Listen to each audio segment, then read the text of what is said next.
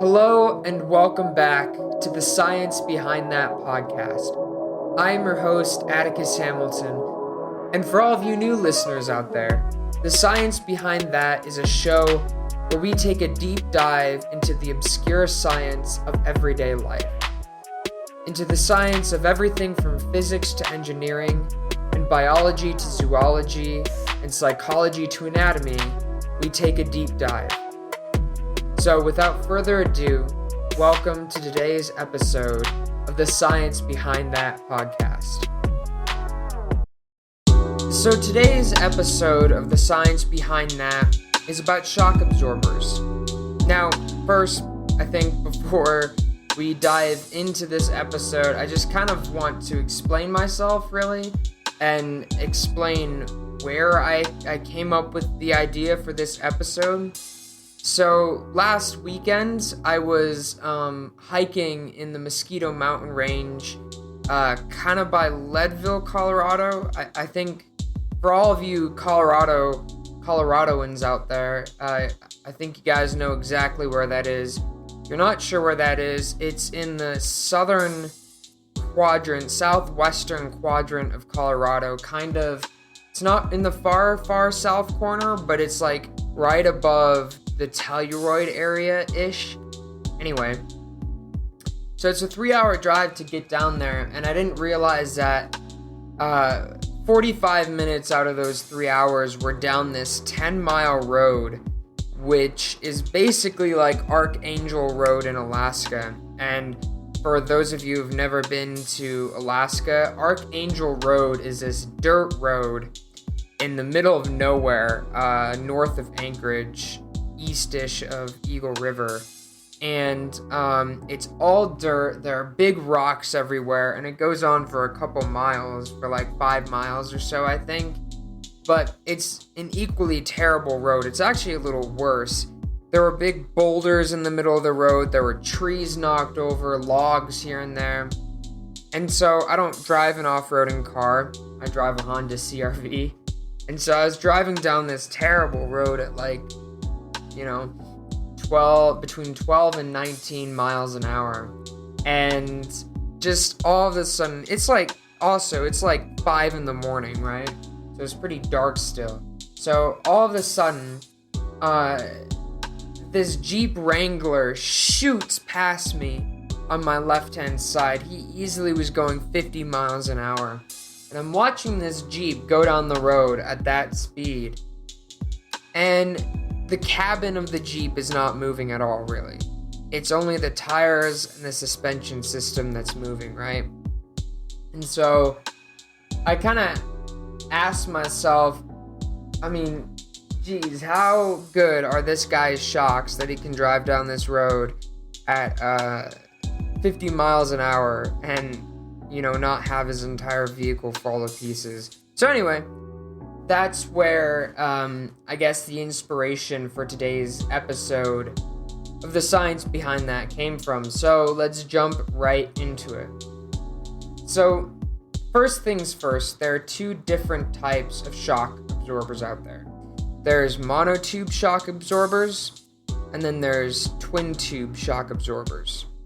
Now, we'll start with monotube because twin tube shock absorbers are basically monotube shock absorbers with an extra tube, and we'll talk about what that extra tube is for in a bit. But so the way a monotube shock absorber works is you have a cylinder, and within that cylinder you have a piston, right? And this piston is connected to, believe it or not, a piston head. And so that piston head is flushed with the sides of that tube, right? But there's tiny little holes in that piston head, almost reminiscent of an old school coffee percolator, if any of you guys have ever used that. And on one side of the piston, there's a gas like nitrogen, and on the other side of the piston, there's an oil, generally a high viscosity oil, right?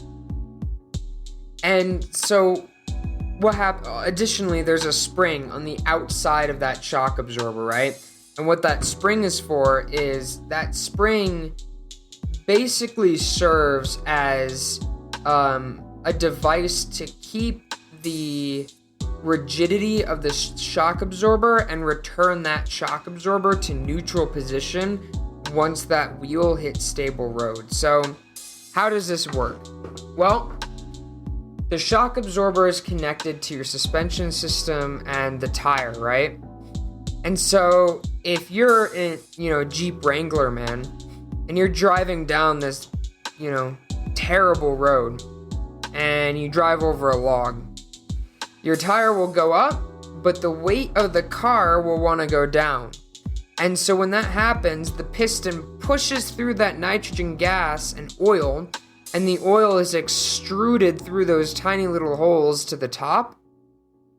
And what happens after that is that process of extruding that oil out through those tiny little holes is very energy demanding. So what ends up happening is all of the kinetic energy, or the force of driving over that log, is converted into heat when that piston goes through that oil. And the heat will dissipate in the high viscosity oil. And in that way, basically, the force of the impact of driving over that log doesn't really affect the cabin of the car, or doesn't risk damaging the suspension, because it's converted almost immediately to heat. So that's how a monotube shock absorber works, right? And so how does a twin tube work? Well, a twin tube, you can think of it as you have a monotube shock absorber, right?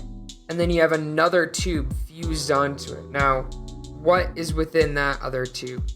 Well, within that other tube, it contains the primary shock absorber, or part of the primary shock absorber, and it also contains a gas. It could be any type of gas as long as it's at a low pressure. Usually it's nitrogen. And that whole assembly is surrounded by a coil. Now, why do you have a tube within a tube, and that tube within a tube is filled with nitrogen gas? Because the nitrogen gas basically provides a frictionless environment for that monotube shock absorber to function. And ultimately, it just absorbs even more kinetic energy or force, and delivers even less to your vehicle itself.